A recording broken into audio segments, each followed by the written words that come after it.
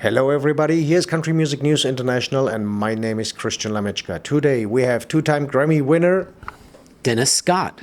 Dennis, it's your first time here on Country Music News International, so please introduce yourself just a little bit more about to the crowd who never heard or seen you before.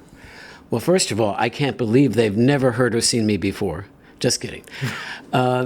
Well, my name is Dennis Scott. I am a two-time Grammy and Emmy-winning producer here, and I specialize in children's music and family entertainment, and I've been doing that for years. You may have heard of the TV show Sesame Street. That's where I got my start as a writer and a producer. And the first album that I produced, interestingly enough, was a Sesame Street Goes Country album, and it included Glenn Campbell and Tanya Tucker, Loretta Lynn, and Krista Gale doing duets with all the Muppet characters. Wow, awesome.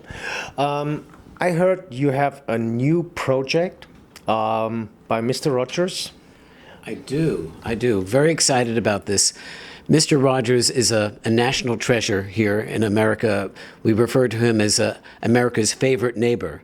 And he was a very special man with a very special message and a unique way of delivering his philosophy to children and even adults.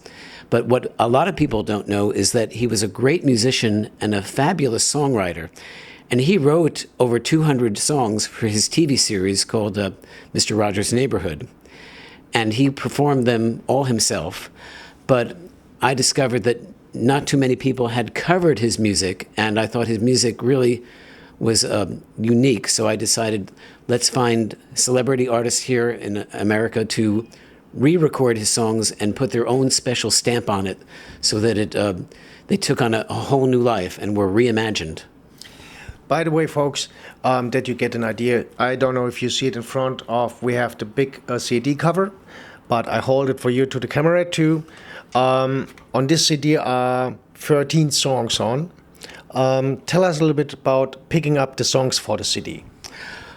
Well, we reached out to as many artists as we could, and of course artists are very busy, they're on the road, so we ended up with the artists who were available and who were interested and had an appreciation for Mr. Rogers. And I'm excited because I got to work with some of my childhood heroes, including Mickey Dolenz, who was in the Monkees. And my favorite story is that when I was leaving for the airport to record him, I got in the car and I turned on the ignition, and on the radio was playing Last Train to Clarksville. And I said, oh, okay, this is meant to be. And then other people like The Fifth Dimension, Marilyn McCoo, Billy Davis, and each one of these artists, you know them immediately when you hear them because they have a unique sound to their voices. And it really brought Mr. Rogers' songs to a whole different level, which I'm very proud of.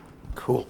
By the way, our readers and listeners are also interested in to know what was your first feeling that came up when they told you you won the Grammy?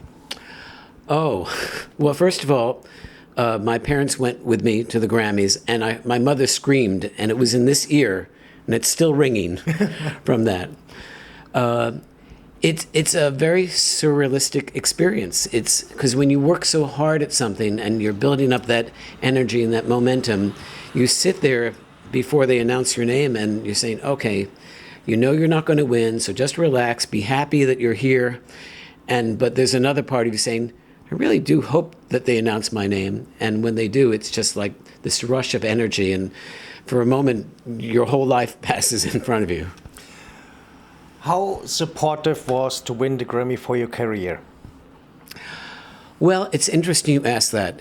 It's, of course, very affirming, and it gives you credibility. But we joke about this because when I got home the next day after the Grammys, I still had to take the trash out. And I said to my wife, "What? I'm a Grammy winner now." And she said, "Yes, and you're also still taking out the trash." So I guess it keeps you humble. Okay. So do you have any suggestion when someone else likes to win a Grammy, what he have to do? I would say be persistent, work at your craft, and produce the best product that you can. And if you believe in it, don't let it go. Just keep working at it and getting it out into the world. Can we talk maybe about your future projects you have in the line? Yes, I call the next album Unemployment. No, I'm just kidding. No, I'm working actually with my other band called the Wanna Beatles, and we're always working on new songs and different things. And right now, I'm also working on a project for a company called Mother Goose Club, and they put out children's music, I think, internationally, and they've asked me to produce music for them. So, and then after that, who knows?